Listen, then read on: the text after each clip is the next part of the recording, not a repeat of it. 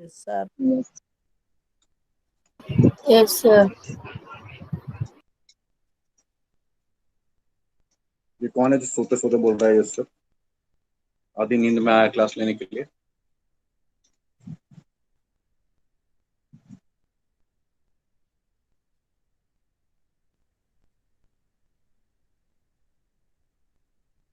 चलिए, last time क्या बात कर रहे थे? बड़े बड़े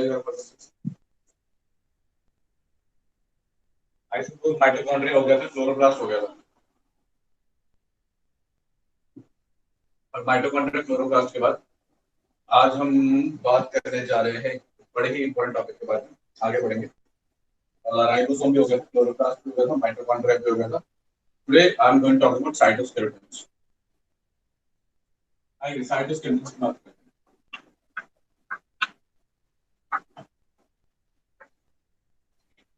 नाउ ऑन साइटोस्केलेटन्स, देखिए जो साइटोस्केलेटन्स है, राइट, वो क्या है? ठीक है, सबसे पहले समझिए कि साइटो मतलब सेल होता है और स्केलेटन मतलब सपोर्टिंग स्ट्रक्चर होता है। तो जैसे हमारी बॉडी के अंदर अंदर स्ट्रक्चर है स्केलेटन, वो हमें किस किस चीजों में हेल्प करता है? एक तो हमें स्ट्रक्चरल सपोर्ट प्रोवाइड करता है, राइट। स्ट्रक्चरल सपोर्ट के अलावा वो हमारे लिए क्या कर रहा है? वो हमारे लिए मूवमेंट में हेल्प कर रहा है। अगर हाथ मूव करना है इधर उधर इधर उधर तो स्केलेटन हेल्प कर रहा है। तो सपोर्ट के लिए है, मूवमेंट के लिए है, ठीक है ना। शेप के लिए हमारी ओवरऑल बॉडी की जो शेप है वो भी डिफाइंड कहाँ पे होगी? स्केलेटन पे ही क्या होगी? डिफाइंड होगी। तो इन सब चीजों के लिए हमारी बॉडी में क्या है? स्केलेटन है। वैसे ही इन सब चीजों के लिए सेल के पास क्या है? सेल के पास है the cytoskeleton. I suppose cytoskeleton is clear to you now. जो साइटोस्केलेटन है वो सेल के अंदर तीन तरह के होता है, 1 2 3। जो पहले वाला है, the first one, that is simply known as the microtubules.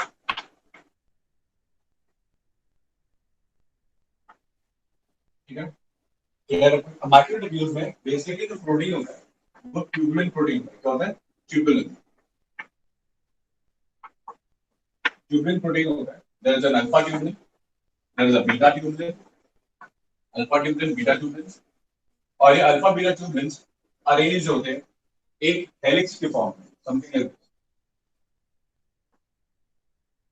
ऐसे ऐसे अल्फा बीटा अल्फा बीटा, इस तरीके से क्या रहते हैं? अरेंज रहते हैं।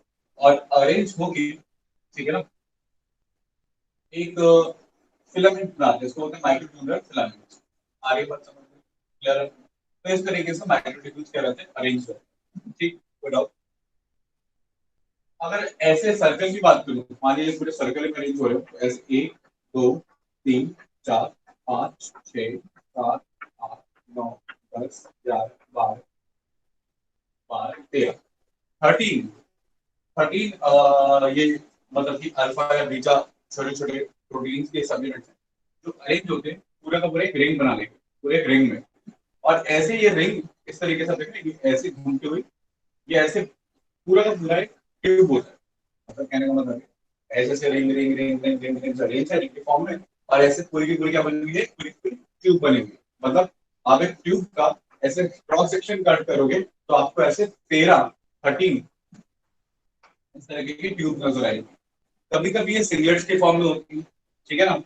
कभी कभी ये डबलेट्स के फॉर्म में होती है, मतलब ये एक रिंग और इसके साथ ही फिर फाइंड अनदर रिंग ऐसे। तो दिस इज डबलेट, ठीक है। This is a doublet ring, this is a doublet. और कभी कभी कैसे होती है? कभी कभी ये सिंगलेट के फॉर्म में होती है, दिस इज सिंगलेट। कभी कभी ये ट्रिपलेट्स के फॉर्म में भी होती है, सिंगलेट डबलेट ट्रिपलेट। कैसे होगा?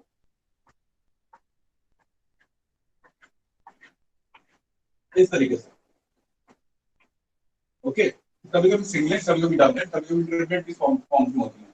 ये हो गया सिंगलेट का क्रॉस सेक्शन, इसका क्रॉस सेक्शन हो गया सिंगलेट का। और डबलेट का क्रॉस सेक्शन भी ऐसा ही हो जाएगा। रिंग्स होंगी 1 2 3 4 5 6 7 8 9 10 11 12 13। चार को कॉमन ले लो और फिर यहाँ से 1 2 3 4 5 6 7 8 9 10 11 12 13।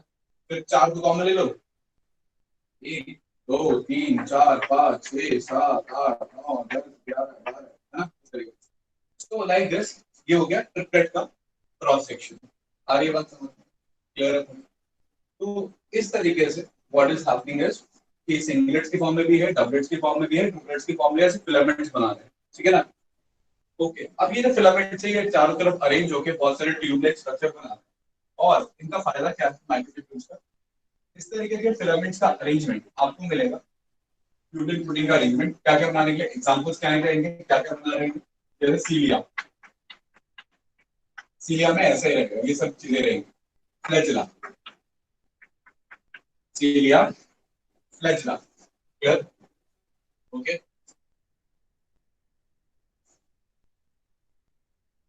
तो सीलिया है, फ्लैजिला है। सीलिया फ्लैजिला के अलावा आपका आ, ये जिससे आप क्रोमोसोम को अटैच करते हैं वो क्या है, स्पिंडल,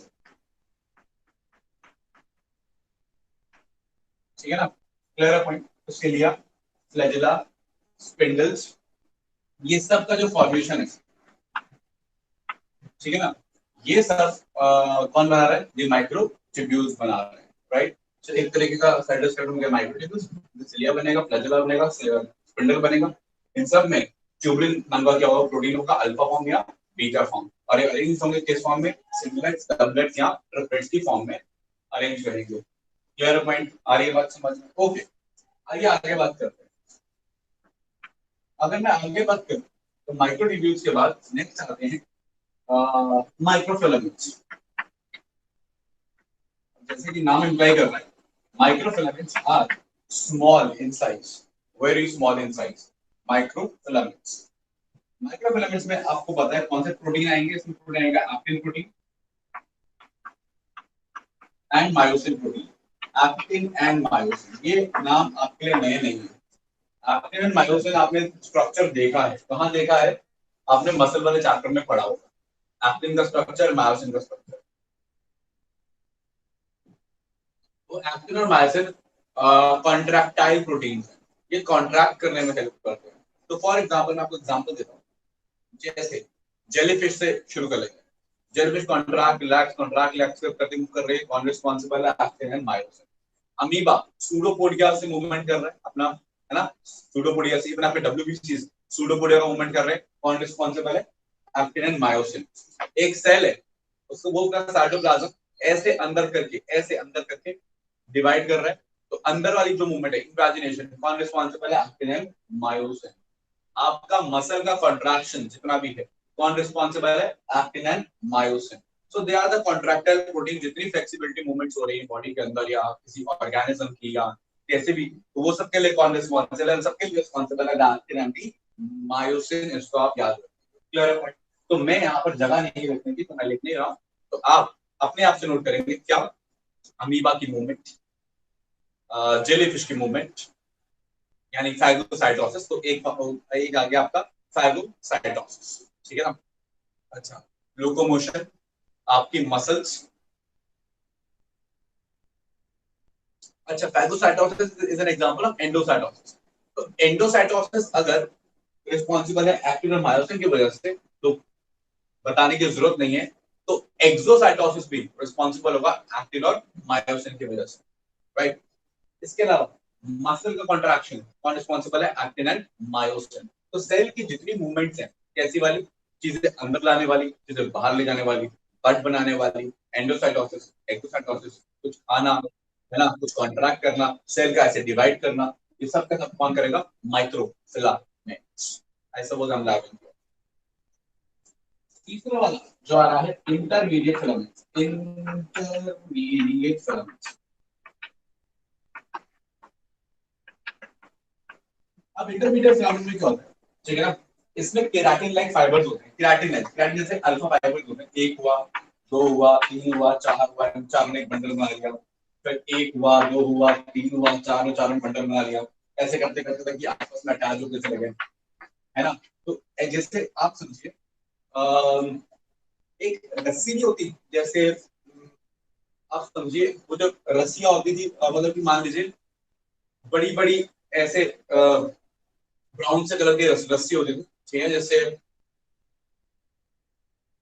लोग काफी चीजें खींचते भी थे, है ना। हमारे पास मतलब ब्राउन से, मान लीजिए बड़ी सी जो ब्राउन सी रस्सी है, ठीक है ना।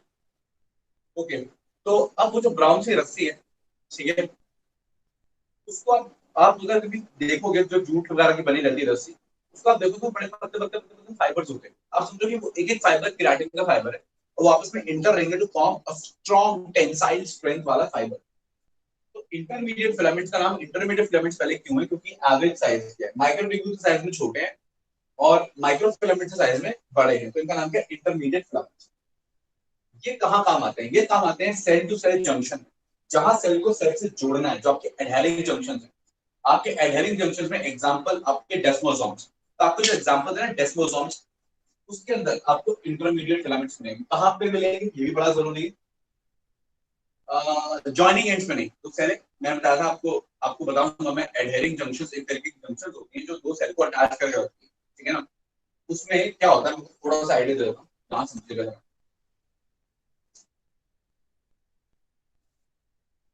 ओके, क्या होता है कि ये सेल है, ये सेल, इन सेल के पास दो प्रोटीन है, ये प्रोटीन आ गया इसका, ये इसका प्रोटीन आ गया, ये इसका प्रोटीन आ गया, इसका प्रोटीन आ गया। अभी दो सेल आपस में क्या होता है, अटैच हो गए, यहाँ पे ज्वाइनिंग होगी, ये ऐसे अटैच हो गए। अब दोनों खिंच रहे हैं, लेकिन इस प्रोटीन को अंदर से पकड़ के रखने की जरूरत है। क्या रखने की जरूरत है, इसको अंदर से पकड़ के रखने की जरूरत है। देखिए ये ऐसा होता है जैसे कि आप वो क्या बोलते हैं, टग ऑफ वॉर खेलते हैं, जो खिंच, है ना। आपने, एक इंसान ने रोप पकड़ा यहाँ से, दूसरे ने पकड़ा रोप वहां से, एक इंसान यहाँ से खींच रहा है, दूसरा वहां से खींच रहा है। अब बीच का रोप तो ये हो गया जो खींचा जा रहा है, ठीक है ना, जिससे स्ट्रेंथ बनी हुई है। लेकिन अंदर से भी तो दो तीन लोगों ने इधर इधर पकड़ा होता है, तो वो जो दो तीन लोग हैं वो इधर से फोर्स लगा रहे थे, वो जरूरी है, इधर से अटैच करना जरूरी है, और सेम उधर से अटैच करके रखना जरूरी है। तो अंदर से अटैच करके रखने के लिए अंदर भी फिलामेंट्स होते हैं, अंदर भी तो होते हैं फिलामेंट्स होते हैं। और बेसिकली ये जो फिलामेंट्स है ना बेटा, ये फिलामेंट्स इंटरमीडिएट फिलामेंट,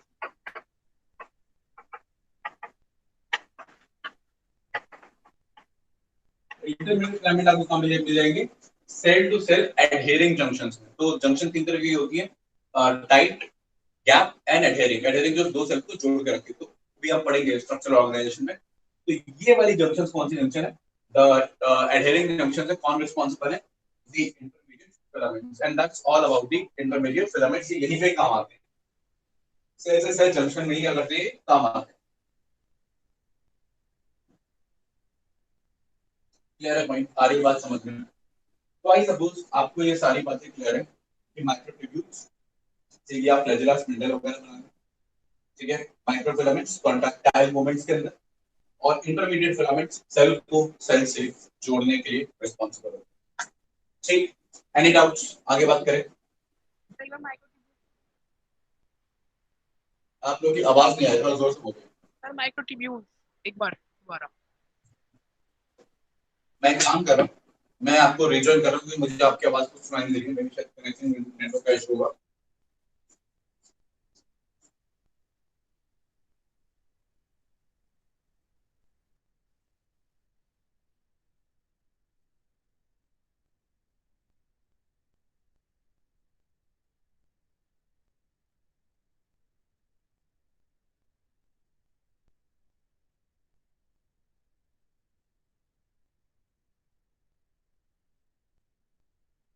हाँ जी, अब बोलिए क्या कह रहे थे आप लोग। एक बार माइक्रोट्यूब्यूल।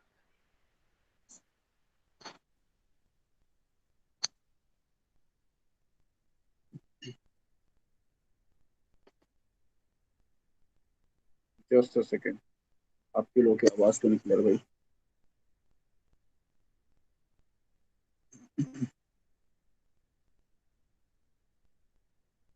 मेरी आवाज क्लियर आ रही है आप लोगों को। Yes sir. सर अच्छा, बाकियों की भी क्लियर आ रही है, वो एक लौते जो बोल रहा है उसकी क्लियर नहीं आ रही। हाँ जी, आप कुछ कह रहे थे, कोई कुछ कह रहा था।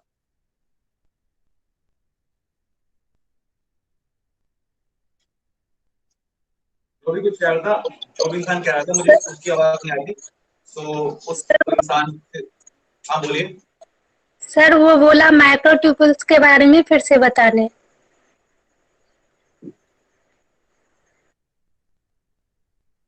माइक्रोट्यूब्यूल्स के बारे में फिर से बता दो, मुझे पता चलेगी एग्जैक्टली क्या बताना है, क्या नहीं समझना है।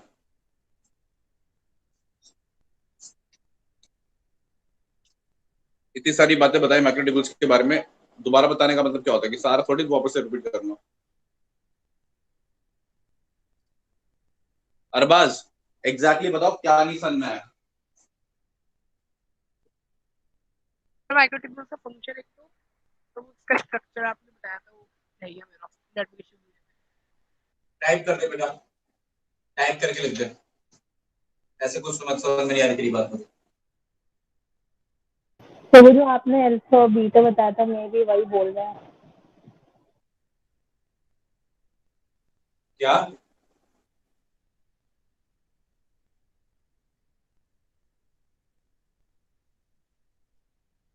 सर वो अल्फा बीटा वाली बात बोल रहा है जो अल्फा बीटा के बारे में आपने बताया। अल्फा बीटा के बारे में? ठीक है बता देता हूँ। देखो अल्फा बीटा क्या है, अल्फा एक एक छोटा सा प्रोटीन का यूनिट है, उसको बोल रहे हैं अल्फा, और उसी की एक दूसरी फॉर्म है उसको बोल रहे हैं बीटा। तो अल्फा बीटा करके आपस में अरेंज है हेलिक्स की फॉर्म में। बस इतनी सी बात है और कुछ नहीं है फालतू।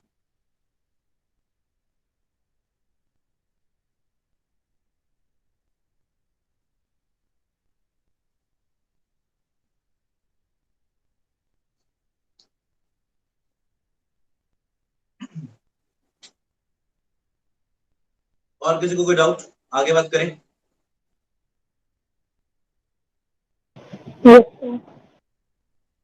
ओके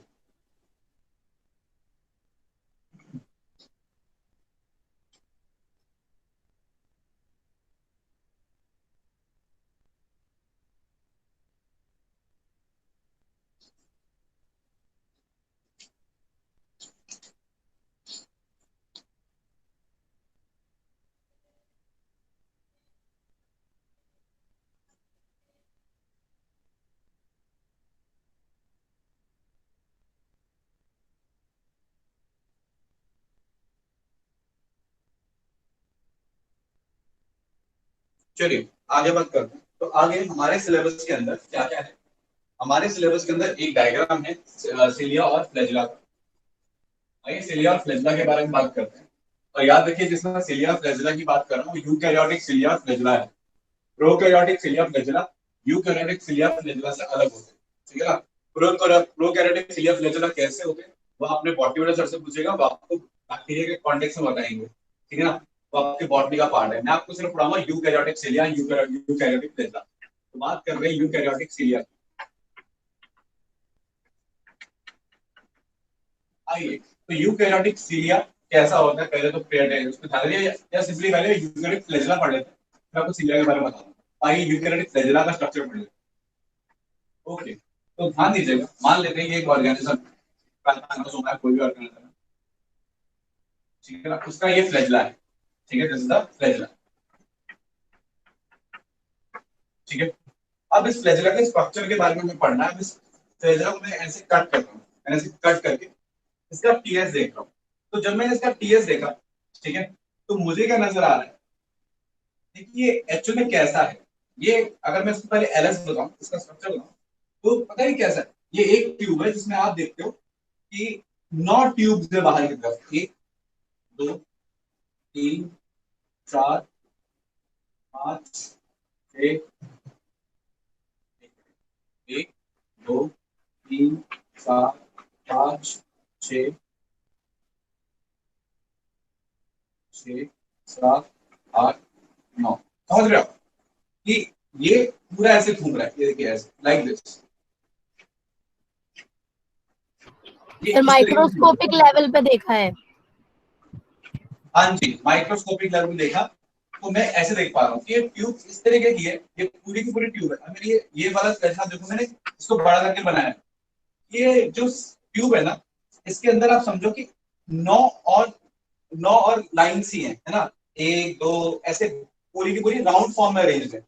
1 2 3 4 5 6 7 8 9 ऐसे पूरे पूरे गोल में घूमते हुए 9 9 राउंड में। और बीच में 2 और है। बीच में क्या है? 2 और। तो 9 बाहर पेरिफेरी पे है और 2 बीच में है। इसको बोलते हैं 9+2 का अरेंजमेंट। कैसा अरेंजमेंट? 9+2 का अरेंजमेंट। इतना क्लियर हुआ जितना अभी बताया। Yes sir, yes sir. Okay, आइए समझते हैं। अब एक एक ट्यूब की बात करते हैं। अब इस 9 + 2 इस 11 ट्यूब में एक ट्यूब कैसे अरेंज है उसकी बात करते हैं। जब मैं एक ट्यूब को देखता हूँ, उसमें से एक ट्यूब ले ली, और जब मैंने इस एक ट्यूब को देखा तो मैं ध्यान से देख रहा हूँ तो ये एक ट्यूब अपने आप में एक डबलेट है। जो अभी डबलेट बताया ना, ये एक ट्यूब अपने आप में क्या है, डबलेट है। क्लियर है पॉइंट?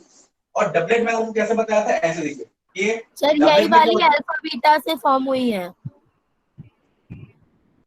हाँ, वही अल्फा बीटा से।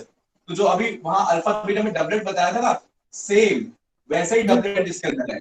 तो एक एक ट्यूब अपने में क्या है, डबलेट है। कैसे? इस तरीके से, एक दो। अब और बड़ा स्ट्रक्चर बना रहा हूं, इसको थोड़ा और जूम किया तो 1 2 3 4 5 6 7 8 9 10 11 12 13 13 ही हो गए। और ये 1 2 3 4 कॉमन लेके 4 5 6 7 8 9 10 11 12 13 ऐसे। तो इस फॉर्म में अब ये पूरे, ये जो क्रॉस सेक्शन है ना, इसको नीचे तक खींच लो। मतलब कि नीचे तक ऐसे जाते जाते तक पूरे में ऐसे ही है। समझ रहे हो? पूरे में ऐसे ऐसे करते हुए, ये पूरे में ऐसे ऐसे करते तक ये पूरा का पूरा ये ट्यूब है। आगे बात समझ में? तो आप पूरा स्ट्रक्चर देखो। मैंने फ्लैजिला बताया, फ्लैजिला में 11 ऐसी ट्यूब, 11 ट्यूब, 9 बाहर 2 अंदर। अब इन 11 ट्यूब में एक एक ट्यूब डबलेट है। एक एक ट्यूब क्या है, डबलेट, सिवाय अंदर की। अंदर वाली ट्यूब जो है सिंगलेट्स है। अंदर वाली ट्यूब क्या है, अंदर वाली ट्यूब डबलेट्स नहीं है, अंदर वाली ट्यूब सिंगलेट्स है। तो बीच वाली ट्यूब जो है वो सिंगलेट्स है, सिंगल, वो सिंगल सिंगल है, वो सिंगलेट्स है। और जो बाहर वाली ट्यूब्स है वो कैसी है, डबलेट्स। तो बाहर वाली ट्यूब डबलेट्स है और अंदर वाली ट्यूब सिंपली सिंगलेट रहेगी। सर, ये जो डबलेट वाली है इसे एक ही काउंट करेंगे, ऐसी 11 होंगी? हाँ जी, ये एक ऐसी ऐसी 11, सॉरी ऐसी 9 बाहर और ऐसी 2 बीच में। Got it? Okay sir. ये अरेंजमेंट है बस। यही अरेंजमेंट है किसका, किसका, फ्लैजिला का। That is the concept, as simple as that. अच्छा, अब मेरी बात ध्यान से सुनना। इनके भी नाम है। इनको हम प्रोटोफिलामेंट बोलते हैं। क्या बोलते हैं बेटा, protofilament. This is a protofilament. तो आप ऐसा बोल सकते हो कि एक सिलिया के अंदर 11 प्रोटोफिलामेंट्स है। एक सिलिया के अंदर 11 प्रोटोफिलामेंट्स है। ठीक है, 9 डबलेट प्रोटोफिलामेंट है और 2 सिंगलेट प्रोटोफिलामेंट है। अब इसी स्ट्रक्चर को एनसीईआरटी ने ट्रांसवर्स सेक्शन में दिया हुआ, टीएस में दिया हुआ। मतलब इस पूरे स्ट्रक्चर को ऐसे काट दिया बीच से और ऊपर से देखना है कि कैसा ओवरऑल 3D में अरेंजमेंट है। ठीक है ना? तो उसको वो स्ट्रक्चर बताना, ध्यान से समझिएगा, टेंशन एंड दैट, कि वो स्ट्रक्चर कैसा है। ओके, अब टेंशन। तो जैसा कि मैंने बताया कि 9 डबलेट से, तो एक एक दो दो तीन, सॉरी मैं पहले मार्क कर देता हूँ, वो सर्कल पूरा नहीं होता। 1 2 3 4 5 6 7 8 और 9 ऐसे ना। ओके, तो ये हो गया एक, 1, ये हो गया 2 2 3, ठीक है, ये हो गया 4, ये हो गया 5, राइट, ये हो गया 6, ये हो गया 7,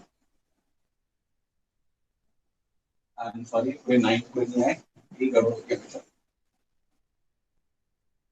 एक, दो थोड़ा दूर लेते हैं, 2 3 4 5 6 7 8 9, 1 2 3 4 5 6, ओके, 7 8 और ये 9। ठीक है, ये 9 हो गए, राइट। तो ये 9 9, ये मैंने क्या बनाया, ये टीएस बनाया है। ये लॉन्गिट्यूडल सेक्शन था, इसका ऐसा सेक्शन है, ऊपर से देख रहा हूं कि कैसा दिखेगा, राइट। तो ये 9 हो गए, क्लियर। अब ये 9 हो गए पेरिफेरी पे, और 2 कहां है, बीच में। ठीक है, तो जो 2 बीच में है वो ये है, 1 और 1 2। तो बीच में 2 सिंगलेट्स और 9 पेरिफेरी में क्या हो गए, डबलेट्स। क्लियर? ओके, आगे समझते हैं। अब इनके पास ना अपने अपने आर्म्स भी हैं। आर्म मतलब बताता हूं, कुछ आर्म्स बाहर की तरफ है, ये इस तरीके से। ओके, ये उसके हो गए आर्म्स, और कुछ आर्म्स अंदर है, तो there are outward out arms and there are some inner arms. There are some out arms, बाहर की तरफ निकले हुए आर्म्स है, कुछ आर्म्स। ओके, और कुछ आर्म्स अंदर की तरफ है। ओके, तो कुछ आर्म्स बाहर की तरफ, कुछ आर्म्स अंदर की तरफ, कुछ आर्म्स बाहर की तरफ, कुछ आर्म्स अंदर की तरफ। और इन आर्म्स को बोलते हैं हम डायनिन एंड काइसिन आर्म्स। डायनिन एंड काइसिन आर्म्स, ये डायनिन एंड काइसिन प्रोटीन से बने होते हैं। DYA डायर, NIN डायनिन, ठीक है ना? KEISIN काइसिन, डायनिन काइसिन। ओके, तो ये मैंने कुछ आर्म्स बना दिए, इसके सबके बना दिए मैंने। डायग्राम बनाने में थोड़ा टाइम लगेगा, लगता है, हमेशा ही लगता है, कोई बात नहीं, उसको पूरा बनाए बना दिया। ओके, तो ये आर्म्स बनाए मेरे पूरे हो गए। Like you can see there are the outer arms, inner arm, outer inner, है ना? तो there are outer arms and inner arms. Arms किस में हेल्प करेंगे, मूवमेंट में हेल्प करेंगे। कैसे हेल्प करेंगे, पे अटेंशन। ये जो आउटर आर्म है, ये इससे जुड़ा रहेगा, इसको बोलेंगे लिंकर प्रोटीन्स। ये इससे जुड़ा है, ये इससे जुड़ा है, ये इससे जुड़ा है, ये इससे जुड़ा है, ये कौन इससे जुड़ा होगा, ये इससे जुड़ा होगा, ये इससे जुड़ा होगा, ये इससे जुड़ा होगा, और ये बदले में इससे जुड़ा होगा। क्लियर है पॉइंट? आ रही बात समझ में? कोई डाउट? तो इस तरीके से आर्म्स आपस में जुड़े हुए हैं। क्लियर? अच्छा, लिंकर प्रोटीन्स। अच्छा, ये जो ज्वाइन करने वाला है, इसको बोलते हैं नेक्सिन प्रोटीन। मतलब बेटा याद रखिएगा, नेक्सिन प्रोटीन। नेक्सिन प्रोटीन नाम दिया हुआ है, एनसीईआरटी में नहीं दिया हुआ है, आप बस समझिएगा। इंटर डबलेट फिलामेंट, इजी नाम है ना। दो डबलेट्स को ज्वाइन करने वाला क्या हो गया, इंटर डबलेट फिलामेंट। तो बीच में इंटर डबलेट फिलामेंट है, ठीक है ना। और यहां पे भी एक सेंटर में भी ज्वाइन करने वाला, उसको भी ज्वाइन करने वाला सेंट्रल लिंकर। सेंट्रल लिंकर, तो एक बीच में सेंट्रल लिंकर है, ठीक है ना। और बाकी सारे ये है द इंटर डबलेट ब्रिज बोल सकते हो। ये हो गया सेंट्रल ब्रिज, और ये हो गया इंटर डबलेट ब्रिज। ब्रिज बोल दीजिए, ब्रिज भी कनेक्शन है। इंटर डबलेट फिलामेंट बोल दीजिए, वो भी एक ही बात है। लिंकर बोल दीजिए, वो भी एक बात है। तो linker, inter doublet bridge, inter doublet filament, इसके नाम हो गए।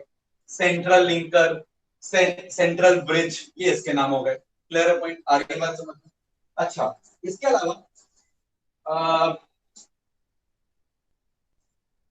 एक बात और याद रखिएगा कि सिर्फ यही नहीं, ये बाहर वाले भी बीच वाले से क्या होते हैं, जुड़े होते हैं। तो देयर इज समथिंग इस तरीके से, बाहर वाले भी इससे क्या होंगे, जुड़े होंगे। ओके, तो बाहर वाले भी अंदर वाले से क्या हुए, जुड़े हुए, और इनको बोलते हैं हम रेडियल स्पोक्स। रेडियल स्पोक्स, ठीक है ना। तो रेडियल स्पोक्स आउटर वाले को और बीच वाले को आपस में क्या हुए, जोड़े हुए। मतलब 9 डबलेट्स भी आपस में जुड़े हुए, और 9 डबलेट्स सेंटर से भी जुड़े हुए। तो इसका मतलब ये जब भी काम करेंगे एज अ यूनिट काम करेंगे, एज अ यूनिट काम करेंगे। और जब ये यूनिट का एज अ यूनिट काम करते हैं, तो क्या होता है आप समझिएगा। कभी मूवमेंट ऐसे होता है, कभी मूवमेंट ऐसे होता है, कभी ऐसे होता है, तो कभी ऐसे होता है। तो ऐसे, like this and like that, like this and like that. जैसे आप दही नहीं खाते, लाइक दिस ऐसे। तो इनमें मूवमेंट ऐसा होता है, कभी अंदर, कभी बाहर, कभी कभी ऐसे, कभी ऐसे। तो जब आपको फ्लैजिला या सिलिया दिखेगा बीट करता हुआ, तो वो ऐसे आपको दिखेगा, ऐसे ऐसे दिखेगा पूरा बीट करता हुआ। क्लियर है पॉइंट? तो ऐसे ऐसे जैसे आपकी गाड़ी का वाइपर होता है ना, ऐसे ऐसे, तो ये मूवमेंट है सिलिया की और किसकी, फ्लैजिला की। तो ये टीएस ऑफ फ्लैजिला है, फ्लैजिला इस तरीके से बीट करते हैं। तो क्या क्या स्ट्रक्चर समझने वाला है, स्ट्रक्चर में कुछ नहीं है, there are 9 out peripheral doublets, peripheral बोलते हैं क्योंकि पेरिफेरी पे 9 peripheral doublets, 2 central singlets, central singlets are joined by central bridge, peripheral doublets are joined by peripheral bridge या peripheral linkers made up of nexin protein, and then we have radio spokes joining the outer ones with the central ones, और ये सारे के सारे covered रहेंगे एक membrane में, और वो कुछ नहीं बल्कि आपकी प्लाज्मा मेम्ब्रेन ही होगी। सबका सब इसमें कवर्ड होंगे प्लाज्मा मेम्ब्रेन में। अब ये पूरा स्ट्रक्चर, प्लाज्मा मेम्ब्रेन को छोड़ दो, ये पूरा 9+2 का जो बीच वाला स्ट्रक्चर है ना, इसको बोलते हैं एक्सोनीम। क्या बुलाते हैं बेटा इसको? एक्सोनीम बुलाते हैं। तो बोलेगा क्या एक्सोनीम क्या है? तो एक्सोनीम ये पूरा वाला 9+2 का अरेंजमेंट है, और इसके बाहर जब प्लाज्मा मेम्ब्रेन पूरी कवर कर दी, ठीक है, फिर पूरा का पूरा स्ट्रक्चर किसका हो गया? सीलिया का हो गया या फ्लैजिला का हो गया। सीलिया और फ्लैजिला का बेटा स्ट्रक्चर एक जैसा होता है, कोई डिफरेंस नहीं होता। तो जो सीलिया है वही फ्लैजिला है, ठीक है ना, बस सीलिया छोटा है, फ्लैजिला कैसा है? बड़ा है। आई सपोज आपको ये सारी बातें क्या है, क्लियर है। किसी को कोई डाउट है तो पूछ लीजिए, बाकी बातें हम सर आर्म्स किस प्रोटीन से बताए थे आपने? Dynein and casein. डाइनिन बोला था स्लो स्लो भी, स्पेलिंग बोलो। Kinesin, dynein and kinesin protein. Okay sir. किसी को कोई डाउट?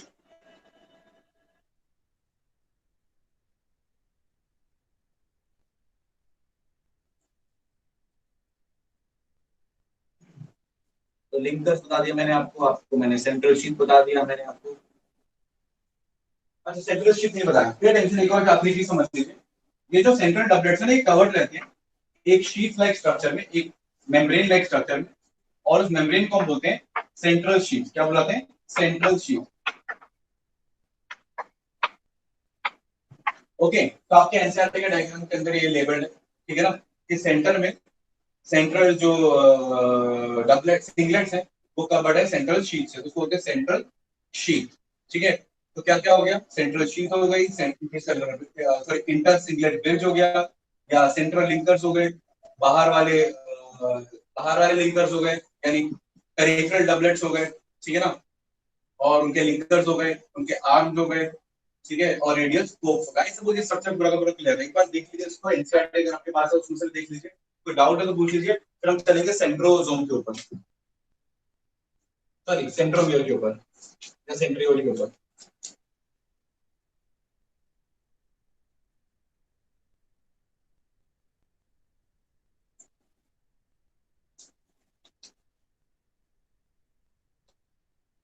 Any doubt?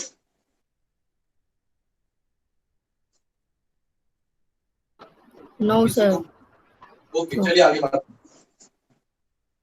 तो आप खुद अंदाजा लगा सकते हैं कि सिलिया फ्लैजिला कितना स्ट्रांग होगा, ठीक है ना।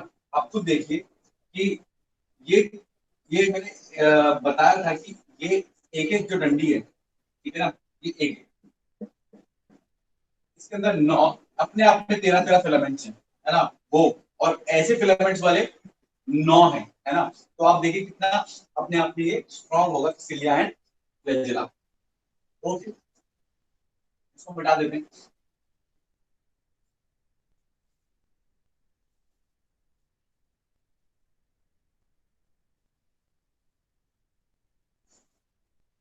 अगला जो आपको माइक्रोट्यूब्यूल मिलेगा, जो अगला आपको माइक्रोट्यूब्यूल मिलेगा वो कहाँ मिलेगा, ये समझाता हूँ मैं आपको। अगला जो आपको माइक्रोट्यूब्यूल मिलेगा, मान लीजिए सेल है, सेल डिवाइड कर रहा है, सेल के अंदर में डिवाइड कर रहा है, कि डिवाइडिंग जो डिवाइडिंग सेल होता है ना, अपने आप में उसको पता है, उसमें ना एक स्ट्रक्चर होता है ये, इसको हम बोलते हैं द सेंट्रोसोम। कैसा बनाया मैंने, कैसा बनाया ये देखो ऐसा बनाया, ओके। और इस स्ट्रक्चर को मैंने, पूरे स्ट्रक्चर को क्या बोला? इस पूरे स्ट्रक्चर को बेटा मैंने बोला है, ध्यान से सुनिएगा, इसको मैंने बोला है सेंट्रोमियर,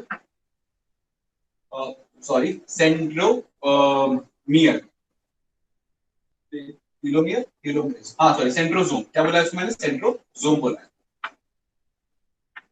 इस पूरे स्ट्रक्चर को मैंने सेंट्रोसोम बोला है, पूरे, this entire structure is known as centrosome. इस सेंट्रोसोम के अंदर, इस सेंट्रोसोम के अंदर आपको क्या नजर आ रहा है, ये दो दूसरे छोटे छोटे स्ट्रक्चर नजर आ रहे हैं, ठीक है ना। एक मदर है, एक डॉटर है, मुझसे मत पूछना क्या मतलब, बस एक मदर एक डॉटर, ये मदर डॉटर सेंट्रियोल्स हैं। What are they? They are centrioles. Okay, so we have one centriole, sorry one centrosome, और एक सेंट्रोसोम के अंदर दो क्या है, सेंट्रियोल्स हैं। और ये दोनों सेंट्रियोल्स आपस में हमेशा कैसे रहते हैं, परपेंडिकुलर रहते हैं। कैसे? परपेंडिकुलर, 90 डिग्री पर रहेंगे। क्लियर है पॉइंट? आ रही बात समझ में? तो यहां मैंने एक सेंट्रोसोम बनाया है, और सेंट्रोसोम जब सेल डिवाइड कर रहा होता है, और याद रखना ये प्रॉपर्टी सिर्फ एनिमल सेल की है, प्लांट सेल में आपको सेंट्रोसोम नहीं नजर आएंगे।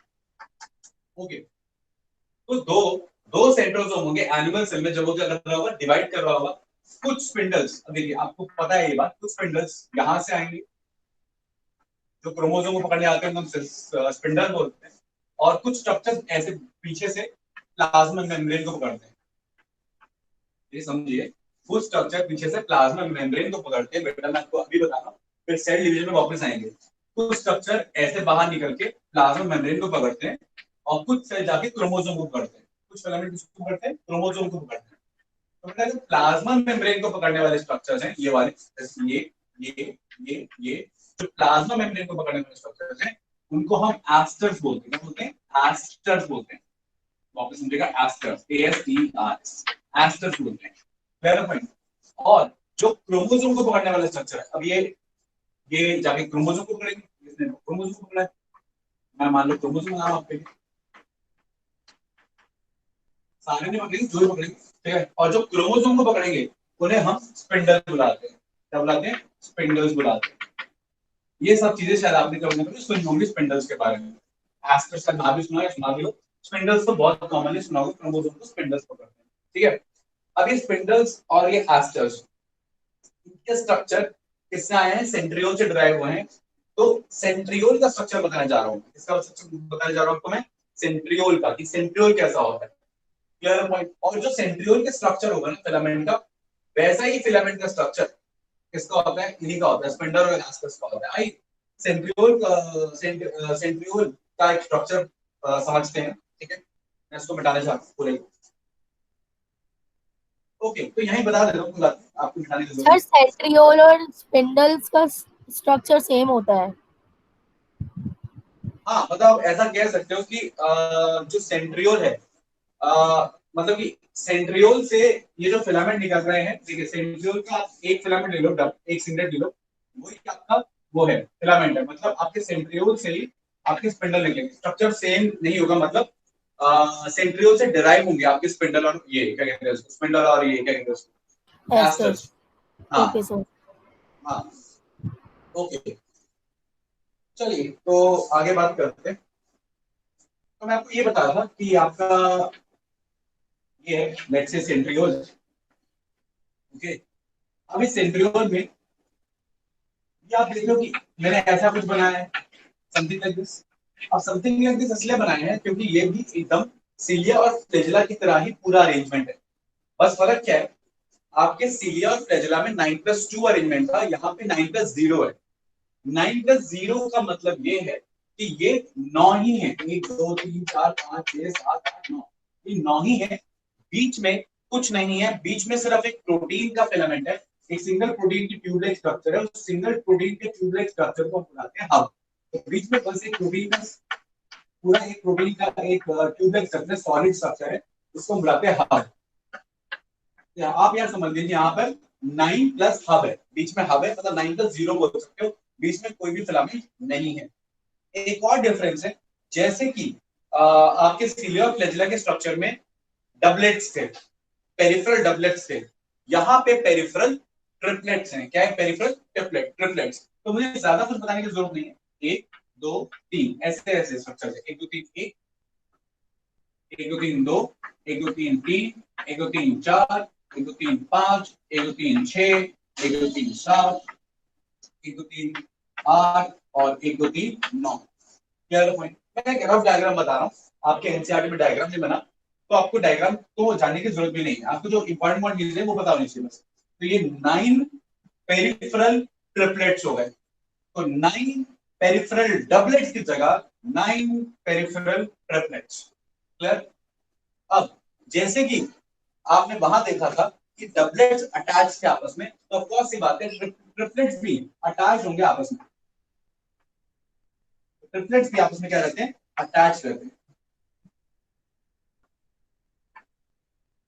ओके, सो ट्रिपलेट्स भी आपस में क्या है, अटैच है, जस्ट लाइक दी डबलेट्स, ठीक है ना। और ऐसा हम बोलते हैं कि there is a A to C attachment, A to C attachment, मतलब कि आप अगर हम नंबरिंग देना चाहें तो हम ए को ए बी सी बोल देंगे, या ए बी सी जैसा बोलना चाहें ए बी सी, और ये हो गया ए बी सी, तो ये भी क्या हो गया ए बी सी। तो जो सी है वो ए से अटैच होगा, मतलब तीसरे वाला पहले से, तीसरे वाला पहले से, तीसरे वाला पहले से, ऐसा अरेंजमेंट है, दैट्स ये कहने का मतलब है, ठीक है। और कभी एग्जाम में आ जाए तो आप समझ लीजिएगा, सीधा बोलिएगा ए से सी अरेंजमेंट है, और ए से सी है तो आखिरी वाला सी किससे होगा भाई, भाई अगर ये ए इसके सी से अटैच है, फिर अगले वाला अगर उसके सी से अटैच है, ठीक है ना, इस तरीके से। तो ए टू सी क्या रहेगा, अरेंजमेंट रहेगा, मतलब पहला वाला आखिरी वाले के साथ, ठीक है। अच्छा ये तो हो गया आपका आपका कौन सा अरेंजमेंट, 9 ट्रिपलेट्स का अरेंजमेंट, और बीच में क्या बताया था मैंने, बीच में रहेगा द हब। सर ये भी नेक्सिन प्रोटीन से ही ज्वाइंट होंगे। हाँ, the same protein, nexin protein, ये हो गया हब, ठीक है, क्लियर। और फिर क्या, फिर वही द रेडियल स्पोक्स, इसको जोड़ने वाले, ये सब बीच में से भी हटाएंगे, जैसा उसमें था वैसे इसमें भी है। क्लियर पॉइंट, आ रही है बात समझ में। तो this is what is the basic structure of a centrosome। बीच में हब, ट्रिपलेट्स, 9+0 का अरेंजमेंट, किसका अरेंजमेंट, 9+0 का अरेंजमेंट। अच्छा जरूरी नहीं है कि 9+0 अरेंजमेंट सिर्फ सेंट्रोसोम का ही हो, कभी कभी हम देखते हैं कि कुछ फ्लैजेलास भी ऐसे होते हैं जिनमें 9+2 ना होके 9+0 का अरेंजमेंट होता है। कुछ ऐसे भी होते हैं जिनमें 9+2+2 का अरेंजमेंट होता है, मतलब 9+2 सिंगल, बीच में 2 और उसके साइड में भी 2 और, तो 9+2+2 भी होता है, 9+0 भी होता है, 9+2 भी होता है। तो ये आप वेरी करेगा some cilia to cilia, flagella to flagella. जो मोस्ट कॉमन देखा जाता है वो हमेशा 9+2 देखा जाता है, ठीक है ना। ओके, और बस फर्क क्या रहेगा, उसमें रहेंगे डबलेट्स, आपके इसमें क्या रहेंगे, ट्रिपलेट्स, ठीक है। और यहाँ पे हमेशा बीच में हमेशा क्या होगा, 0 ही होगा, ठीक। अच्छा, इसके यहाँ पे खत्म नहीं हुआ स्ट्रक्चर, ठीक है ना। इसके बाहर भी आप क्या देखोगे, कुछ क्लाउड लाइक स्ट्रक्चर इस तरीके से, इस तरीके से, ओके। और ये ऑफ कोर्स ये भी एनक्लोज रहेगा पूरी मेम्ब्रेन के अंदर, इसको मिटा देते हैं और पूरा इसको कवर करेगा, ओके। अब ये जो स्ट्रक्चर आप देखो, ये जो मैंने यहाँ बनाया है, इसको हम बुलाते हैं एमटीओसी, एमटीओसी या सिंपली मैसूल्स, मैसूल्स या MTOC. MTOC is microtubular organisation centre, microtubular organisation centre. Actually ये वो स्ट्रक्चर्स है जहां से हमें लगता है, हम एग्जैक्टली क्लियर नहीं है, जहां से हम ये मानते हैं कि ये वो ओरिजिन है जहां से स्पिंडल और एस्टर्स ऑरिजिनेट होते हैं। तो स्पिंडल और एस्टर्स ऑरिजिनेट होते हैं, तो स्पिंडल और एस्टर का जो ओरिजिनेशन है, ठीक है ना। मान लीजिए जैसे स्पिंडल और एस्टर्स निकल रहे हैं बाहर, लाइक दिस जो स्पिंडल और एस्टर्स बाहर निकल रहे हैं इससे, ओके। तो जो स्पिंडल और एस्टर्स बाहर निकल रहे हैं वो एक्चुअली कहां से ऑरिजिनेट होते हैं, एमटीओसी या मैसूल्स या माइक्रोट्यूबुलर ऑर्गेनाइजेशन रीजन से ऑरिजिनेट होते हैं, ठीक है। अच्छा, ये जो बाहर का पूरा रीजन है, बचा हुआ ये जो पूरा रीजन है, इसका रीजन देखते हैं, पूरा रीजन है, पूरा जो हिस्सा है जहाँ पे एमटीओसी पाए जाएंगे, बाहर वाला रीजन, इसको बोलते हैं हम पेरीसेंट्रियोलर रीजन, पेरीसेंट्रियोलर रीजन। देखिए आपके एनसीईआरटी में ज्यादा नहीं दिया, मैं आपको बता रहा हूँ पेरीसेंट्रियोलर रीजन। तो मैं आपको समझ कर देता हूँ सारी चीजें बराबर। क्या समझाया मैंने आपको समझाया कि एक सेंट्रियोल के अंदर, एक सॉरी शुरू से शुरू करते हैं, एक सेंट्रोसोम के अंदर 2 सेंट्रियोल्स होते हैं। एक सेंट्रियोल का अरेंजमेंट 9+0 का होता है, जिसमें 9 होते हैं peripheral triplets which are joined together by linkers, and a central hub which is joined to the peripheral triplets by the help of radial spokes. Outside the peripheral triplets, there is a region known as pericentriolar region. In pericentriolar region, you will find MTOCs, that is microtubular organization centers, from where the cilia and not cilia, from where the spindles and asters will originate, and that sum up the structure of the centrosome. I suppose आपको centrosome का structure एकदम क्या है, clear है, कोई doubt?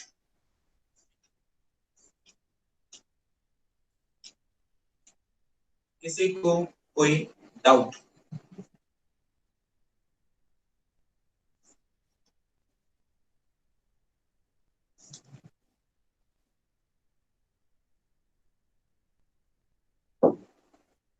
Okay, अगर आपको doubt नहीं है तो हम आगे बढ़ते हैं। अच्छा, अब आप मुझसे पूछेंगे कि sir what about the structure of intermediate filaments not in your syllabus. Now you ask me what about the structure of actin and myosin, आपके मसल वाले चैप्टर में है, तो वो आपके मसल वाले चैप्टर में उसको वहां पढ़ेंगे, अभी को टाइम वेस्ट करेंगे, तब हम एक्टिन भी पढ़ेंगे, मायोसिन भी पढ़ेंगे, आपका मसल वाले चैप्टर में पढ़ेंगे उसको, ठीक है ना।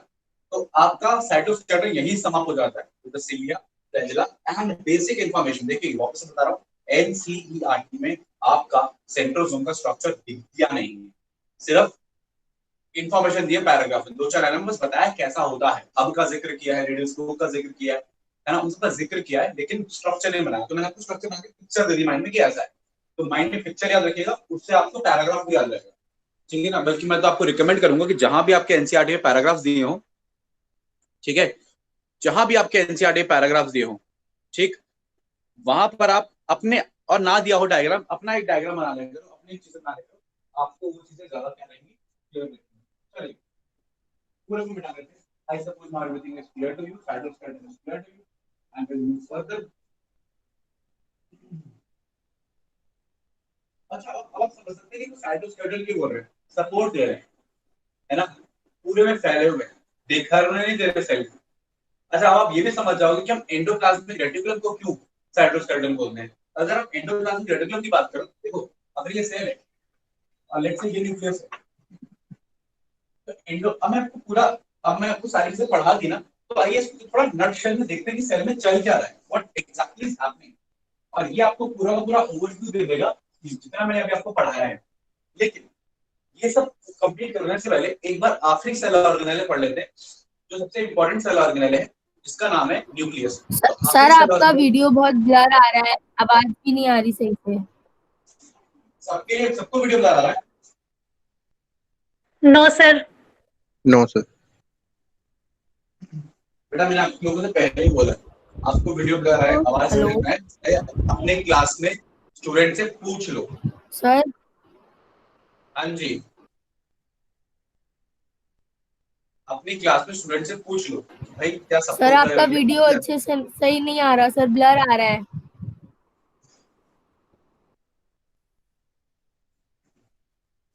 Just hold for a second, मैं इसकी तरफ मैसेज कर दूं। कौन है ये जो शोर मचा रखा है, वीडियो क्लियर नहीं है?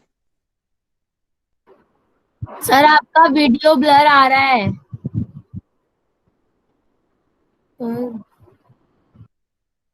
कौन है, कौन ये बेटा, कौन बोल रहा है ये?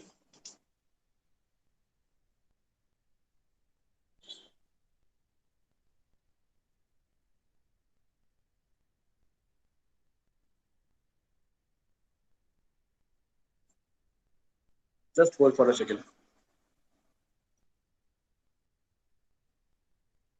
मैंने अभी भी ये कैमरा ऑफ किया है, तो बाकी लोग तरफ परेशान ना हो, मैं बस इसको रिप्लाई कर दूं, वरना पूरी क्लास में मेरा डिस्टर्ब करते रहना है।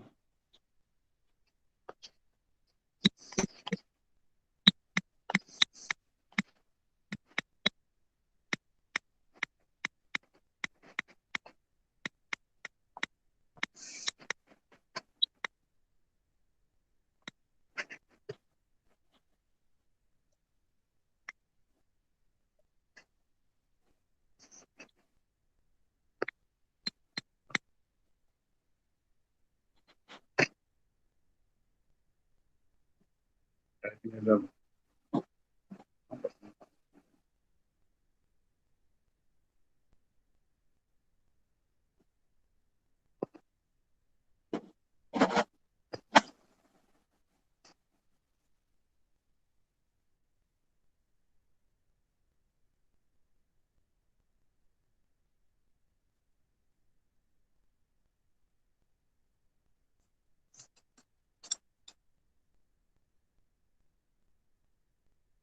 और आप लोगों को मैंने कितनी बार बोला है कि अगर आपका वीडियो या ऑडियो अनक्लियर हो, पहले अपने आसपास के क्लासमेट से पूछ लो कि भाई ऑडियो क्लियर, मेरा ही क्लियर है, बाकी तो अनक्लियर भी है।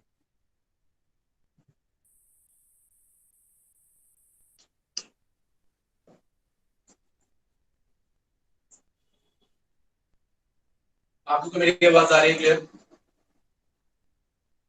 Yes sir. Okay, yes sir. तो आखिरी सवाल मेरे की बात करें, दैट इज न्यूक्लियस। बोर्ड भी क्लियर नजर आ रहा है कि नहीं आ रहा है? क्लियर है।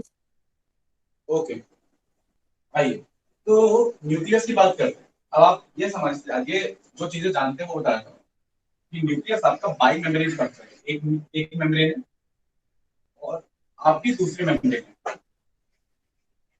जो दूसरी मेम्ब्रेन है वो ज्यादा परमेबल है, अंदर वाली मेम्ब्रेन जो है वो कम परमेबल है, और बीच बीच में आपको ओपनिंग्स मिलेंगी और उसको आप बोलते हैं न्यूक्लियोपोर। इसको आप बोल रहे हैं न्यूक्लियोपोर और इसको बोलते हैं न्यूक्लियोपोर। और nucleopore is highly sensitive, highly selective, बहुत ज्यादा सिलेक्टिव होता है। ये सिर्फ जो चीजें चाहिए उन्हीं को अंदर आने देगा, बाकी चीजों को अंदर आने नहीं देगा। It is highly highly selective in nature, तो न्यूक्लियोपोर आर हाईली सिलेक्टिव।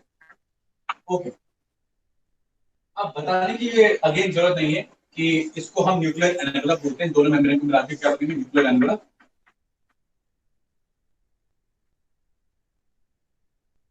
तो ये आपका क्या हो गया, ये आपका क्या हो गया, न्यूक्लियर एनवेलप हो गया। That's about your nuclear envelope. Okay, clear? और उसके अलावा आपको ये बात पता है कि आउटर मेम्ब्रेन, क्योंकि आपका एंडोप्लाज्मिक रेटिकुलम से रिलेटेड है, राइट? आउटर मेम्ब्रेन पता ना, कनेक्टेड है इससे, एंडोप्लाज्मिक रेटिकुलम से। तो आपको आउटर मेम्ब्रेन पे कुछ राइबोसोम्स भी मिल जाएंगे, क्या मिल जाएंगे, कुछ राइबोसोम्स भी मिल जाएंगे। तो न्यूक्लियर एनवेलप में आउटर लेयर में आपको क्या मिल जाएंगे, कुछ राइबोसोम्स भी क्या हो जाएंगे, मिल जाएंगे। I suppose this is clear to everybody. Okay, अब ये बताने की जरूरत नहीं है कि जैसे साइटोप्लाज्म होता है वैसे ही अंदर जो जितना मटेरियल है, जितना न्यूक्लियस न्यूक्लियर एनवेलप के अंदर वाला मटेरियल है, उस सारे मटेरियल को हम ऑल टुगेदर बोलेंगे द न्यूक्लियोप्लाज्म। न्यूक्लियोप्लाज्म बुलाएंगे, और इस न्यूक्लियोप्लाज्म के अंदर लिक्विड मटेरियल आएगा और न्यूक्लिक एसिड्स आएंगे। अब न्यूक्लिक एसिड की बात करें तो मेनली आपके न्यूक्लियस में डीएनए होता है। क्या होता है? डीएनए। ओके, नाउ जब हम न्यूक्लियस को स्टेन करते हैं, क्या करते हैं, स्टेन करते हैं। अच्छा, अभी जो डीएनए है, अभी जो डीएनए है, अभी इस डीएनए को हम क्रोमैटिन बोलते हैं। क्या बोलते हैं? क्रोमैटिन। ठीक है, और जब स्टेन करते हैं ना इसको, स्टेन मतलब कोई डाई से स्टेन करके देखने के लिए, तो कुछ हिस्से क्रोमैटिन के, आई एम सो सॉरी, कुछ हिस्से क्रोमैटिन के एकदम लाइट आते हैं और कुछ डार्क आते हैं। आ रही बात समझ में? तो कुछ हिस्से आपके क्रोमैटिन के लाइट नजर आएंगे और कुछ हिस्से कैसे नजर आएंगे, डार्क। तो जो डार्क नजर आएंगे बेटा, उसको बुलाते हैं हेटेरोक्रोमैटिन। हेटेरोक्रोमैटिन। और जो लाइट नजर आएंगे उसे हम बोलेंगे यूक्रोमैटिन। देखिए, अब मेरी बात ध्यान से समझेगा। हालांकि अगर हम अपोजिट के हिसाब से जाएं तो हेटेरो का अपोजिट क्या होगा बेटा? हेटेरो का अपोजिट होता है, हेटेरो का अपोजिट क्या होगा? होमो। तो हेटेरो के अपोजिट होमो नहीं बोल रहे, ठीक है ना, हम यू बोल रहे हैं। एक्चुअली हेटेरोक्रोमैटिन वो क्रोमैटिन है जो कोड नहीं कर रहा, that is the non protein forming chromatin. Chromatin क्या है? डीएनए तो है, डीएनए से क्या बनेगा? आरएनए, आरएनए से क्या बनेगा? प्रोटीन। तो हेटेरोक्रोमैटिन प्रोटीन नहीं बनाता, ठीक है।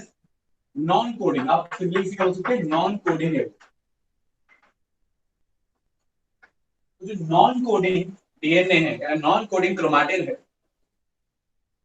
ठीक है, आपको एक न्यूक्लियस के अंदर जो डीएनए है वो दो फॉर्म में नजर आ सकता है। एक फॉर्म हो सकती है ऐसी ऐसी क्रोमैटिन जैसी, जैसे ऊन, ऊन की फॉर्म, जैसे ऊन होती है ना, वूल, वूल का गोला, वैसा क्रोमैटिन फॉर्म, या बिखरी हुई ऊन समझ लीजिए, या बिखरी हुई ऊन को एकदम कंडेंस करके, एकदम कंडेंस कर दिया, वो हो गया क्रोमोसोम। तो आपको न्यूक्लियस के अंदर डीएनए दो फॉर्म में नजर आएगा, एक क्रोमैटिन और एक क्रोमोसोम। अब सवाल ये पैदा होता है कि न्यूक्लियस के अंदर क्रोमैटिन कब दिखेगा और क्रोमोसोम कब दिखेगा। देखिए बहुत सिंपल सा है, ये बड़ा इंपॉर्टेंट कॉन्सेप्ट है, जरा समझ लीजिए। क्रोमोसोम और क्रोमैटिन में कोई फर्क नहीं है भाई, ये भी डीएनए का स्ट्रैंड है, वो भी डीएनए का स्ट्रैंड है। अब डीएनए का स्ट्रैंड एक तो बिखरा पड़ा है, ऐसे ऐसे ऐसे ऐसे फैला हुआ, दैट इज क्रोमैटिन, और उसी को आपने कंडेंस कर दिया, एक साथ एक गोला सा बना दिया, दैट इज क्रोमोसोम। अब वो आपके ऊपर है, आप सेम अमाउंट ऑफ क्रोमैटिन से, देखिए आपके पास मान लो बहुत सारी ऊन है, अब उसी ऊन के आपकी मर्जी है, योर चॉइस, कि आप चाहो तो आप उसके 46 गोले बना दो, है ना, और आप चाहो तो आप उसके 23 गोले बनाओ। तो अगर सेम अमाउंट ऑफ क्रोमैटिन है, उससे आपकी मर्जी है, आप 23 गोले बना सकते हो और 46 गोले बना सकते हो। मेरी बात समझ में आ रही हो क्या आपको? 46 गोले बनाओगे तो साइज में छोटे गोले बनेंगे, और 23 गोले बनाओगे तो साइज में बड़े गोले बनेंगे। क्लियर? आ रही बात समझ में? ओके, तो मेरा कहने का बस इतना मतलब है, हम बाद में समझेंगे कि छोटे और बड़े गोले से क्या मतलब है। बस इतना सा मतलब है कि जब आप एक नॉर्मली सेल को देखोगे, अगर उसमें क्रोमैटिन नजर आ रहा है, मतलब वो सेल डिवाइड नहीं कर रहा।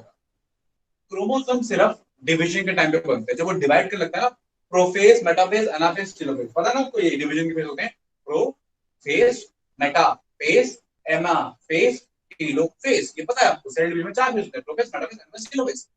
अब ये जो प्रोफेज की स्टेज है ना, इस प्रोफेज की स्टेज में यही होता है, क्रोमैटिन से क्रोमोसोम बनता है, क्रोमैटिन से क्रोमोसोम बनता है।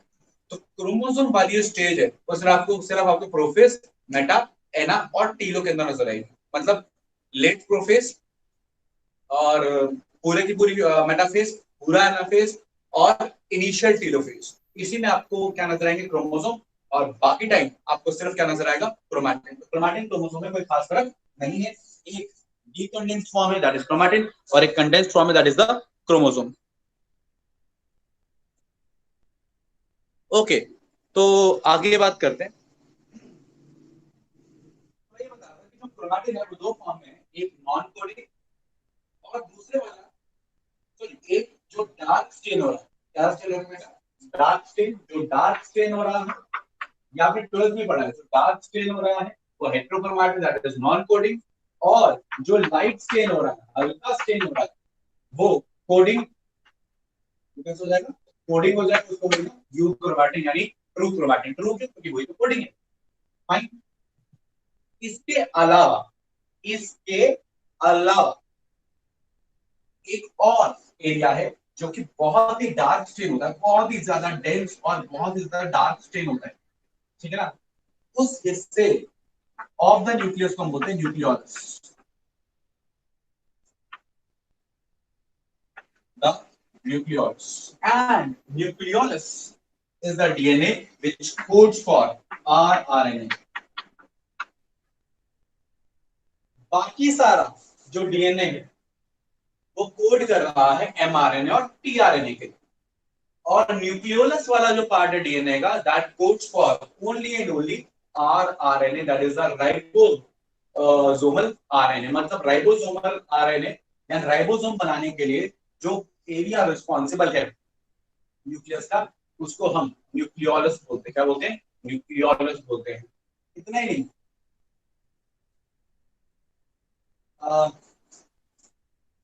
बस इतना को ख्याल रख लीजिए, चलिए। ऐसे बस इतना स्ट्रक्चर किया था आपको, there is an outer nuclear envelope, there are openings known as nuclear pore, ठीक है। उसके अलावा अंदर का प्लाज्म इज न्यूक्लियोप्लाज्म। न्यूक्लियोप्लाज्म पानी वाला स्ट्रक्चर है, पानी वाला स्ट्रक्चर है plus nucleic acid plus DNA है। जो डीएनए वाला पार्ट है वो बिखरा हुआ है in the form of chromatin and nucleolus. Chromatin दो तरीके का है, हेटेरो और euchromatin. Hetero dark stain होता है नॉन कोडिंग है, यू लाइट स्टेन होता है कोडिंग है। इसके अलावा एक डार्कली स्टेन स्ट्रक्चर है जो कि एकदम गोले की फॉर्म में है, उसको हम न्यूक्लियोलस बोलते हैं। और nucleolus is responsible for the formation of the coding for the RNA. तो अगली बात आपको क्लियर है, ठीक है। मैं आपको 2 मिनट का ब्रेक दे रहा हूँ। इस 2 मिनट के ब्रेक में आप जितना अभी तक पढ़ा रिवाइज कर लीजिए, फिर हम बात करेंगे आगे क्रोमोसोम्स की और उनके डिटेल्स की, क्रोमोसोम के स्ट्रक्चर की। तो क्रोमोसोम के स्ट्रक्चर हम पढ़ने जाएंगे, तब तक आप you have a very little small break for 2 minutes जिसमें you will revise all the content, फिर हम आगे बढ़ेंगे क्रोमोसोम की तरफ।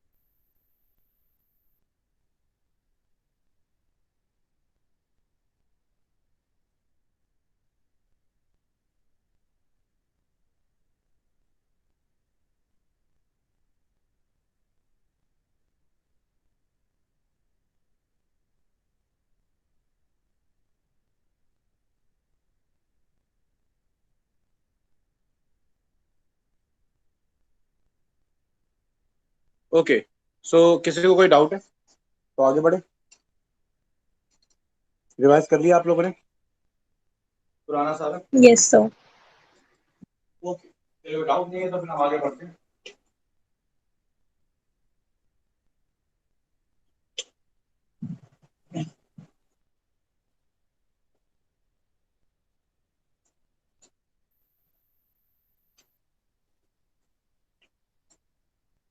ध्यान दीजिएगा, जस्ट पे अटेंशन।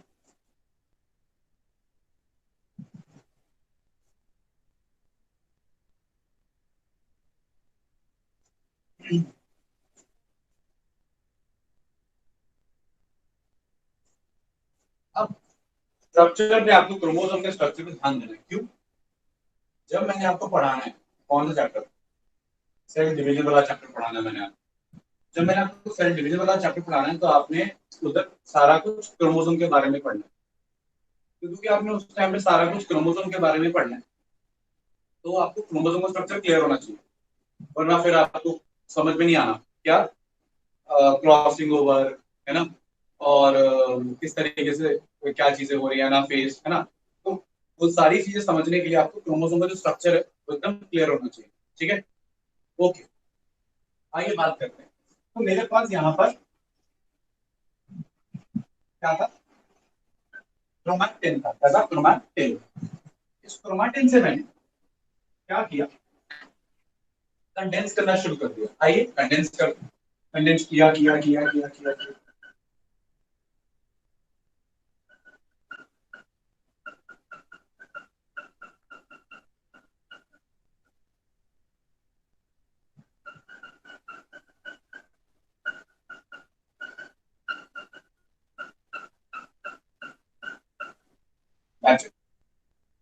कंडेंस किया किया किया किया किया, और कंडेंस कर करके मैंने क्या ऑब्जर्व कर रहा हूँ, कंडेंस करके मैंने ये स्ट्रक्चर बना, ठीक, इसको मैंने बोला क्रोमोसोम। क्या बोला इसको मैंने, क्रोमोसोम। बिल्कुल भी कोई बात नहीं, क्रोमोसोम है, ठीक है।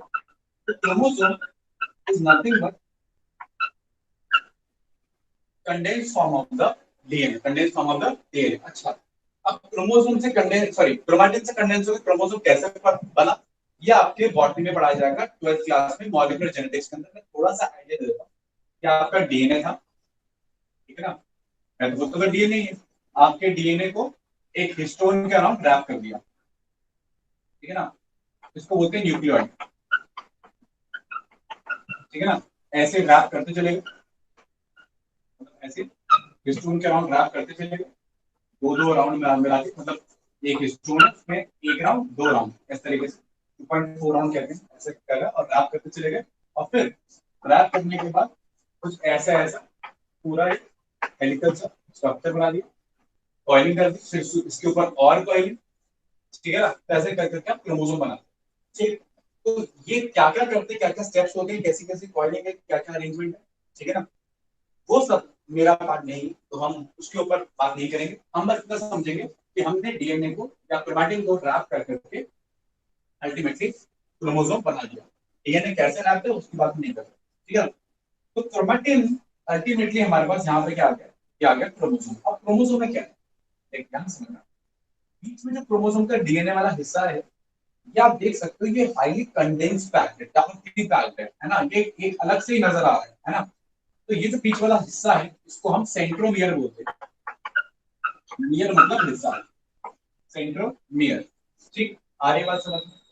और जो एंड वाला हिस्सा है, भैया ये सेंट्रोमियर हो गया, तो एंड वाले हिस्से को हम बोलते हैं टीलोमियर, टीलो मतलब कोना। तो सेंटर वाला मियर सेंट्रोमियर, कोने वाला मियर एंड वाला मियर टीलोमियर, ठीक है, क्लियर पॉइंट। अच्छा, एक और चीज होती है, आपको पता है कि क्रोमोसोम ने अटैच होना है किसके साथ, स्पिंडल के साथ, किसके साथ, स्पिंडल के साथ। तो स्पिंडल फाइबर जाकर क्रोमोसोम क्या करते हैं, अटैच करते हैं। अब स्पिंडल प्रोटीन है और ये डीएनए, प्रोटीन डीएनए से कैसे अटैच होते हैं, तो बीच में एक इंटरमीडिएट प्रोटीन होता है जो एक तरफ से इस प्रोटीन को पकड़ता है, एक तरफ से इस डीएनए को पकड़ता है, उसको हम बोलते हैं डीएनए बाइंडिंग प्रोटीन। तो there is a DNA binding protein in between, जो ये हो गया डीएनए बाइंडिंग प्रोटीन, जो इस तरफ से डीएनए को जोड़ते हैं, इस तरफ से स्पिंडल को। तो इधर भी डीएनए बाइंडिंग प्रोटीन होगा, यार जो एक तरफ से किसको जोड़ेगा, स्पिंडल को जोड़ेगा, ठीक, और एक तरफ से डीएनए को जोड़ेगा, राइट। और इस डीएनए बाइंडिंग प्रोटीन को, बेटा ये नाम इंपॉर्टेंट है, इसको हम बुलाते हैं काइनेटोकोर, काइनेटोकोर। तो काइनेटोकोर वो प्रोटीन है सेंट्रोमियर के ऊपर जिससे स्पिंडल अटैच होगा, जिससे स्पिंडल क्या होगा, अटैच होगा। सेंट्रोमियर बीच वाला डीएनए का पार्ट है और आखिरी वाला पार्ट क्या है, टेलोमियर। क्या पार्ट है, टेलोमियर। अच्छा, अब मेरी बात ध्यान सुनिएगा, अब इसमें एक तो आप ये देख रहे हो, एक तो पूरा स्ट्रैंड ये है, एक ये है ना, और एक ये है, ठीक है ना, एक ये और एक ये पूरा जो स्ट्रक्चर है ना, इस पूरे स्ट्रक्चर की अगर हम बात करें तो इसको हम बुलाते हैं समथिंग नोन एज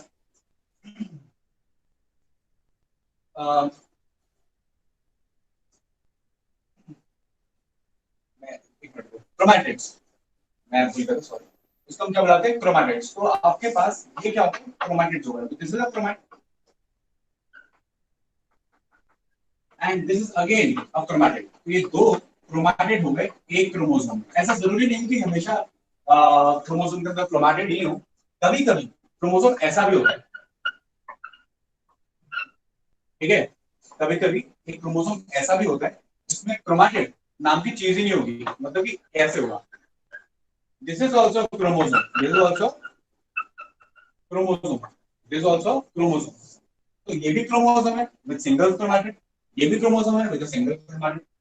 तो ऐसा कुछ भी नहीं है, ठीक है, कि क्रोमोसोम के पास हमेशा दो क्रोमैटिड होने चाहिए। अगर मैं इसके दो टुकड़े भी कर दूं, आप बात तो समझिएगा, मान लो मैंने इसके दो टुकड़े कर दिए, लेट्स अज्यूम इट, ये एक दो स्पिंडल है, ऐसा होता भी है, स्पिंडल है, एक ने इधर से खींचा, एक ने इधर से खींचा, उन्होंने खींचा आपस में। अब जैसे ही दोनों ने आपस में खींचा तो क्या होगा, थोड़ा सेंटर में इधर पहुंच जाएगा और एक स्ट्रक्चर ऐसा बनेगा, आगे बात समझ में, और थोड़ा इधर पहुंच जाएगा, एक स्ट्रक्चर ऐसे बन जाएगा, ठीक है, आगे बात समझ में।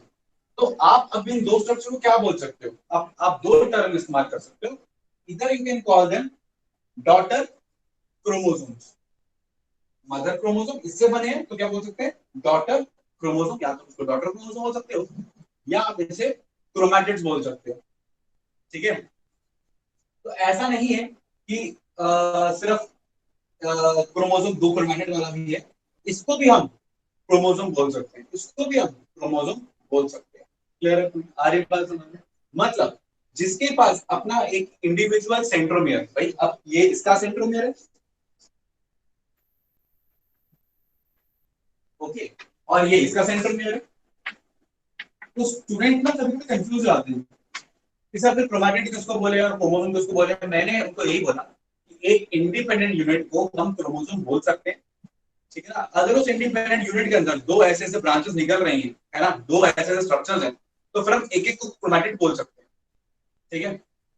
और जब कोई इंडिपेंडेंट स्ट्रक्चर है जिसमें दो क्रोमैटिड ना होकर एक ही सिंगल स्ट्रक्चर है, तो आप उस पूरे स्ट्रक्चर को क्रोमोसोम बोल सकते हैं, ठीक है ना, या आप उसको क्रोमैटिड से भी नाम से भी डिनोट कर सकते हैं। तो क्लियर है, आगे बात समझिए। तो क्रोमैटिड क्रोमोसोम इज कोई कोई कोई गड़बड़ नहीं है, क्रोमोसोम आप समझ लीजिए कि दो क्रोमैटिड से मिलकर बना हुआ है, अगर एक अलग भी हो गया इंडिपेंडेंट यूनिट का काम कर रहे हैं, तो आप अगर उसको क्रोमोसोम बोल देते हो तो उसमें कोई गलती नहीं है। मतलब ऐसा जरूरी नहीं है कि क्रोमोसोम में दो ही क्रोमैटिड हो, सिंगल क्रोमैटिड वाला भी क्रोमोसोम हो सकता है, ठीक है। तो अब जिसके पास अपना एक सेंट्रोमियर वो अपना एक क्रोमोसोम, तो ये क्या हो गया, क्रोमोसोम, तो ये दो क्रोमोसोम है।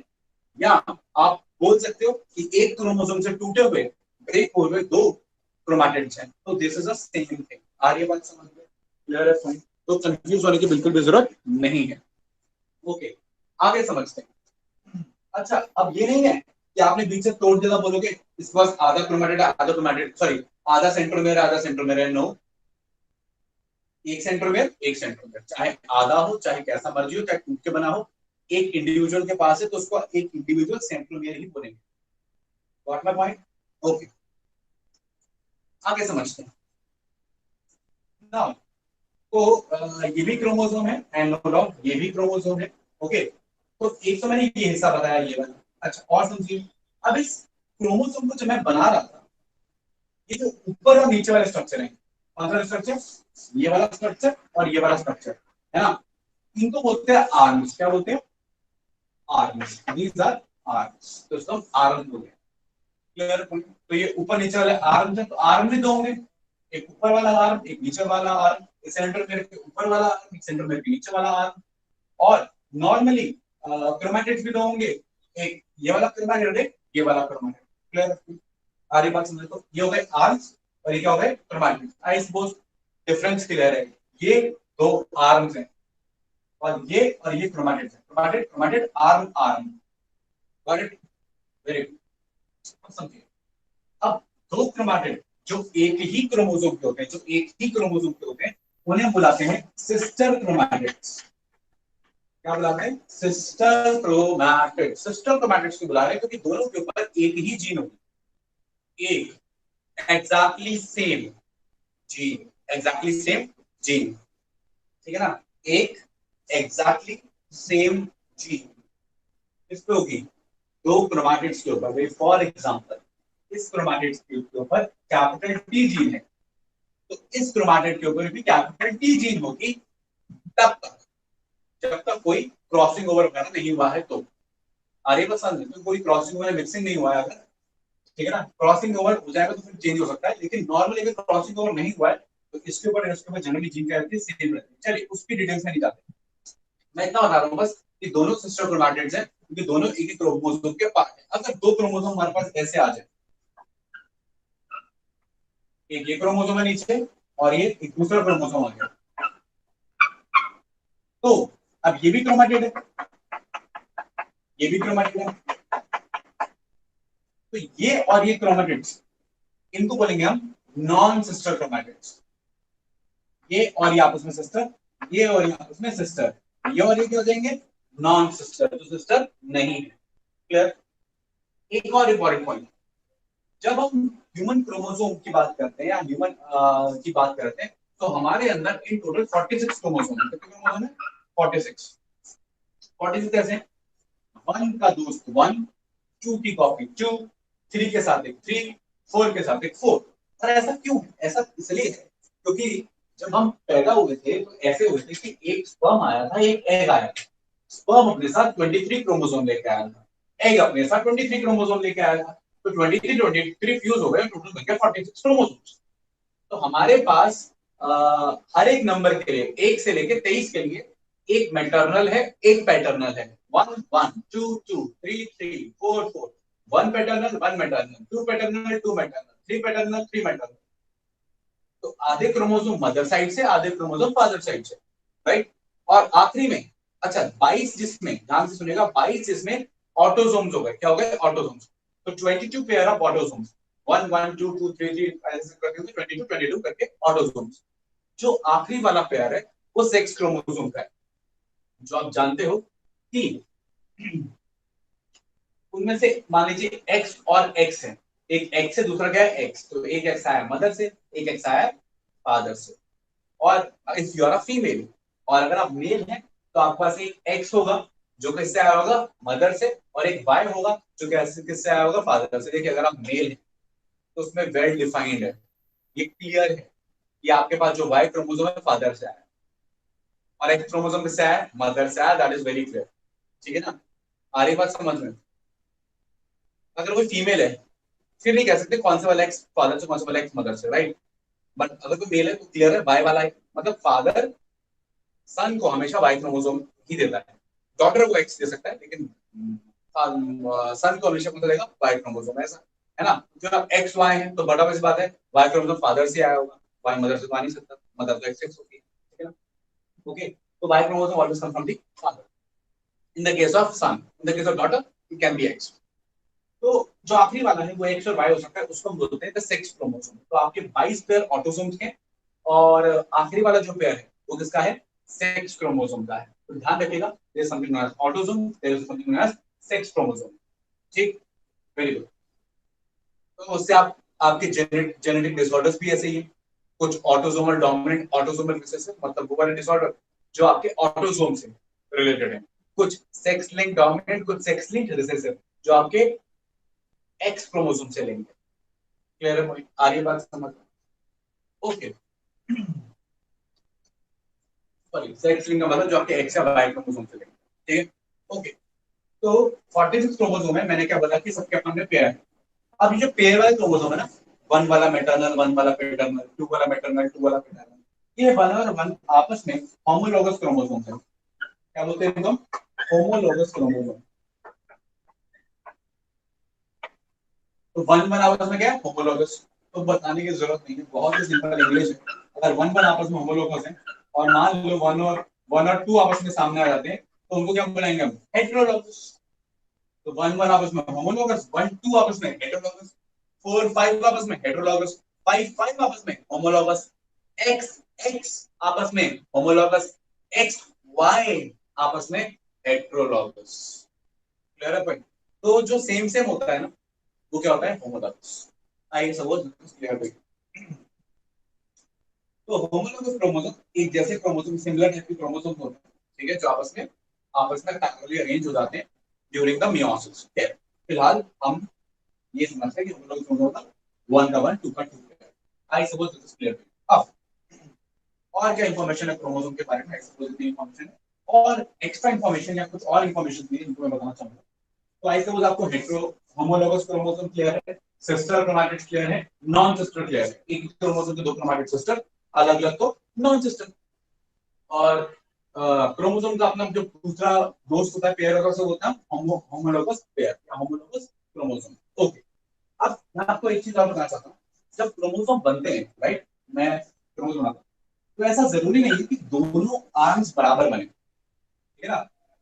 ऐसा हो सकता है, ऐसा पॉसिबल है कि दोनों आर्म्स बराबर हों, दैट इज वेरी पॉसिबल, दोनों आर्म्स हैं बराबर होंगे। तो सेंट्रोमियर, सॉरी, हाँ, सेंट्रोमियर बीचों बीच होगा। तो जब सेंट्रोमियर बीचों बीच होगा, दोनों आर्म्स बराबर होंगे, तो हम उसको बोलेंगे metacentric chromosome. Metacentric chromosome, clear. ऐसा भी हो सकता है, दिस इज अगेन पॉसिबल, कि सेंट्रोमियर थोड़ा सा ना नीचे हो जाए, उससे एक आर्म बड़ा बनेगा, एक आर्म छोटा बनेगा। ओके ओके,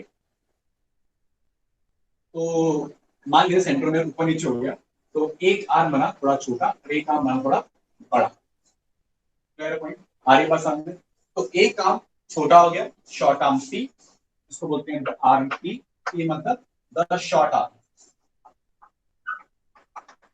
ठीक है। और there is a long arm Q, long arm Q, तो there is a P, there is a Q, Q is a long arm. Okay, clear है पॉइंट। ऐसे क्रोमोसोम इसका एक थोड़ा छोटा आर्म होता है, एक थोड़ा बड़ा आर्म होता है, उसे बोलते हैं सब मेटासेंट्रिक। क्या बोलते हैं उसे? सब मेटासेंट्रिक, सब मेटासेंट्रिक। ऐसा वो सब मेटासेंट्रिक इज क्लियर, ठीक है। अब ऐसा भी हो सकता है, that is again one possibility, कि सब मेटासेंट्रिक के अलावा ऐसा हुआ कि एक आर्म काफी छोटा हो गया। क्या हो गया? काफी ही छोटा हो गया, मतलब नाम का ही रह गया, मतलब इट इज वेरी स्मॉल। देख रहे हो, there is a dot by dot difference, बहुत ही छोटा। अब उसको हम बुला सकते हैं दी एक्रोसेंट्रिक। क्या बुला सकते हैं? एक्रोसेंट्रिक। अब देखिए, एक्रोसेंट्रिक और सब मेटासेंट्रिक में डिफरेंशिएट करना बहुत मुश्किल है। इसमें थोड़ा देखो, इसमें थोड़ा ही डिफरेंस होता है, बिल्कुल डिफरेंस नहीं तो मेटा, थोड़ा डिफरेंस है तो मान लो इतना इतना डिफरेंस है तो सब मेटा, और कुछ ज्यादा ही डिफरेंस है तो एक्रोसेंट्रिक। अगर मैं सेंटर में थोड़ा और ऊपर ले गया, इतना ऊपर ले गया कि दूसरा वाला आर्म नजर ही नहीं आ रहा, दूसरा आर्म क्या है, नजर ही नहीं आ रहा। आपका ऐसा लगे जैसे इसका एक ही आर्म है, दूसरा आर्म है बहुत ही छोटा है, क्योंकि वो नजर ही नहीं आ रहा, नेग्लिजिबल है, तो मैं इसको बोलूंगा टीलोसेंट्रिक। तो ऐसे कोई दिक्कत ही नहीं, बीचों बीच मेटा, थोड़ा ऊपर चला गया एक आर्म छोटा हो गया, एक आर्म बड़ा हो गया, सब मेटा। थोड़ा और ऊपर चला गया तो दैट इज दी सब एक्रोसेंट्रिक, और बिल्कुल ही ऊपर चला गया तो टीलोसेंट्रिक। तो बहुत ही सिंपल है, मैंने एक लाइन ड्रॉ करी, ठीक है, सेंटर में बीचों बीच रखा, तो क्या है ये? मेटासेंट्रिक। वेरी गुड, ठीक है। और इसको मैंने थोड़ा सा ऊपर कर दिया, यहां कर दिया मान लो, तो क्या हो गया? सब मेटासेंट्रिक। Very good. थोड़ा सा एकदम ही ऊपर कर दिया, फिर क्या हो गया? एक्रोसेंट्रिक। और इसको मैंने बिल्कुल ही टिप पे कर दिया, फिर क्या हो गया? The telocentric. बिना सेंट्रोमेर का कोई क्रोमोसोम नहीं होता, याद रखना। अगर सेंट्रोमेर लॉस्ट हो गया तो क्रोमोसोम खत्म, क्रोमोसोम की कोई वैल्यू नहीं है बिना सेंट्रोमेर के। याद रखने बाद centromere is a very integral part of the chromosome, without centromere there is chromosome is never defined, right. So I suppose all the shapes of the chromosome is clear. One last thing, very important thing. अब एक centromere को देखोगे कैसे? आप centromere मुझे तो ऐसे दिखता है जैसे ट्यूब है ना, उसमें ऐसे पिचका दिया मैंने बीच में, ट्यूब है उसको ऐसे पिचका दिया बीच में, मतलब मैंने कॉन्स्ट्रिक्शन पैदा कर दी, उसको हम क्या बोल रहे हैं? सेंट्रोमियर। तो मुझे तो कुछ ऐसा नजर आता है कि एक ट्यूब थी, एक क्या थी, एक एक ट्यूब थी, मान लीजिए ट्यूब थी, है ना, उस ट्यूब को बीच से ऐसे पिचका दिया, है ना, समथिंग लाइक दिस, बीच से पिचका दिया तो ये ऐसे कुछ हो गया, है ना। तो ऐसा दिखता है। तो ये जो पिछड़ा हुआ एरिया है इसको हम प्राइमरी कॉन्स्ट्रिक्शन बोलते हैं। क्या बोलते हैं? Primary constriction. तो सेंट्रोमियर में कुछ नहीं बल्कि कॉन्स्ट्रिक्शन है, प्राइमरी कॉन्स्ट्रिक्शन, अंदर से पिचका हुआ स्ट्रक्चर, ऐसा बोल रहा हूं, ऐसा नजर आता है, राइट। अब प्राइमरी क्या बोल रहे हैं, क्योंकि कभी कभी कुछ क्रोमोसोम में, एग्जांपल क्रोमोसोम नंबर 5, 17, 20, 21, कुछ एग्जांपल है इन क्रोमोसोम में, 5, 17, 20, 21, कुछ क्रोमोसोम, एक और होता है मुझे याद नहीं, नेक्स्ट टाइम बताऊंगा। तो कुछ क्रोमोसोम्स के अंदर प्राइमरी के अलावा एक और कॉन्स्ट्रिक्शन होती है बेटा, उसको बोलते हैं सेकेंडरी कॉन्स्ट्रिक्शन। देख रहे हो? ओके, तो ये तो आपका सेंट्रोमियर हो ही गया, ये प्राइमरी कॉन्स्ट्रिक्शन हो गया। उसके अलावा बीच में ऊपर की तरफ आप देख लो एक और कॉन्स्ट्रिक्शन सी स्ट्रक्चर है, एक और कॉन्स्ट्रिक्टिंग स्ट्रक्चर, ये इसको हम बोलते हैं द सेकेंडरी कॉन्स्ट्रिक्शन। ये क्या हो गया बेटा, it is known as secondary constriction. 2 degree मतलब सेकेंडरी, ठीक है ना। अब ये सेकेंडरी कॉन्स्ट्रिक्शन के ऊपर वाले हिस्से को, ये वाले पार्ट को हम सैटेलाइट बोलते हैं। क्या बोलते हैं? सैटेलाइट। सैटेलाइट, सैटेलाइट क्या है? Satellite is the chromosomal region after the secondary constriction. Secondary constriction वाले रीजन को हमने क्या बोल दिया? सैटेलाइट। और इस क्रोमोसोम को हमने बोल दिया सैट क्रोमोसोम। फुल फॉर्म क्या होगी? Satellite chromosome. क्लियर है? हमारी बॉडी में कितने होते हैं? 5 पेयर। हमारे 5 पेयर क्रोमोसोम में से सैटेलाइट क्रोमोसोम है, मैंने बता दिया 5, 17, 20, 21 और शायद 22 है, मुझे याद नहीं एग्जैक्टली पांचवा कौन सा। That is not important. Important ये है कि सैट क्रोमोसोम एक तरीके का क्रोमोसोम है जिसमें there is a secondary constriction और ऊपर वाले पार्ट को क्या बोलते हैं? सैटेलाइट। अब सैटेलाइट का इंपॉर्टेंस क्या है? Satellite contains NOR. NOR, what is NOR? NOR is nucleolus organizing region. Nucleolus organizing region. Organizing पूरा लिख दो, organizing region। अब इसका मतलब क्या है? सुनो, सेल में डिवीजन शुरू किया। सेल G1 में था, S में आया, G2 में आया, G2 से M में आया। अब डिवीजन वाले फेज में, M वाले फेज में सेल ने क्रोमैटिन से क्रोमोसोम बनाया। देखिए, समझिए, पे अटेंशन, मैं बता देता हूं आपको। क्रोमैटिन से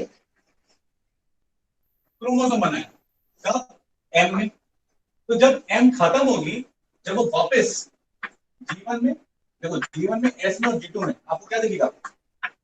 G1 में, S में, G2 में आपको ये दिखता है क्रोमैटिन, और M में आपको, M में क्या दिखता है? माइटोटिक फेज में या मेयोटिक फेज में क्या दिखता है? क्रोमोसोम। जब ये इससे वापस आएगा G1 के अंदर, किसके अंदर? यहाँ देखो G1 S G2 सर, ऐसे। तो जब ये G2 से M में जाता है और जब ये M से वापस आएगा, वापस G1 में आएगा, वापस नॉन डिवाइडिंग फेज में आएगा, तब क्या बनाएगा? क्रोमैटिन बनाएगा। तो कौन से वाला हिस्सा न्यूक्लियोलस बनेगा? कौन से वाला हिस्सा न्यूक्लियोलस में जाएगा? वो ये वाला हिस्सा होगा, सैटेलाइट पार्ट। तो इसको हम न्यूक्लियोलस ऑर्गेनाइजिंग रीजन के बोलते हैं। आ रही है बात समझ में? क्लियर है पॉइंट? तो कौन सा वाला हिस्सा इसमें से सैटेलाइट बना? न्यूक्लियोलस वाला हिस्सा। तो nucleolus actually is nothing but, यहाँ आप कह सकते हो कि सैटेलाइट बताता है, यहाँ बन जाता है क्या? The nucleolus. तो हम न्यूक्लियोलस या न्यूक्लियोलर ऑर्गेनाइजिंग रीजन भी बोलते हैं। I suppose this is clear to everybody. Clear है पॉइंट? यार ना, क्रोमोसोम और क्रोमैटिन कुछ भी नहीं है। क्रोमैटिन का डेंस फॉर्म क्या है? क्रोमोसोम का डीकंडेंस फॉर्म क्या है? क्रोमैटिन। और दोनों में कॉमन क्या है?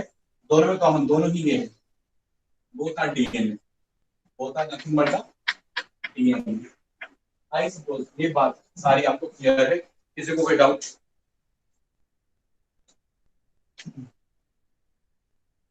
Anybody, any doubt? आए तो सैटेलाइट वाला रीजन जो है, आवाज आ रही है? हाँ, आवाज आ रही है, बोलो। तो सैटेलाइट वाला रीजन ही न्यूक्लियोलस बनेगा ना, आपने बोला? क्या आप बोल रहे हो? थोड़ा क्लियर बोलो, लास्ट वाली लाइन समझ नहीं आई। तो सैटेलाइट वाला रीजन ही न्यूक्लियोलस बनेगा ना? हाँ हाँ, आप ऐसा बोल सकते हो कि सैटेलाइट वाला रीजन न्यूक्लियोलस बनता है, you can say that.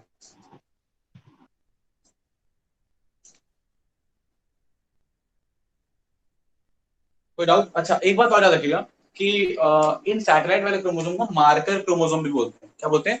Marker chromosome, क्योंकि मैं पहचान में आते हैं ना कि ये नंबर 5 है, नंबर 21 है, नंबर 17 है, क्योंकि हमें पता है कि ये वाले क्रोमोसोम मतलब कि क्रोमोसोम की पहचान करने में आसानी हो जाती है, तो इसलिए इनको हम मार्कर क्रोमोसोम भी बोलते हैं।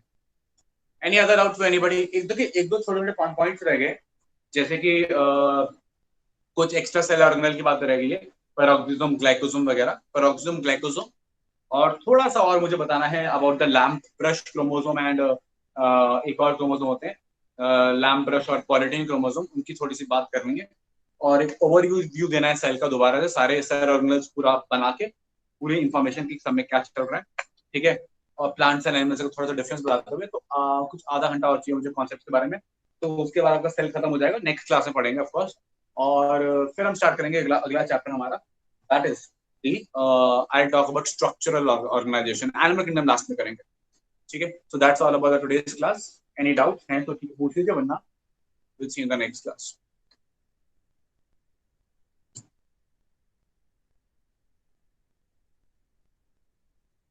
ओके, अगर कोई डाउट चाहिए तो will see in the next. Thank you very much.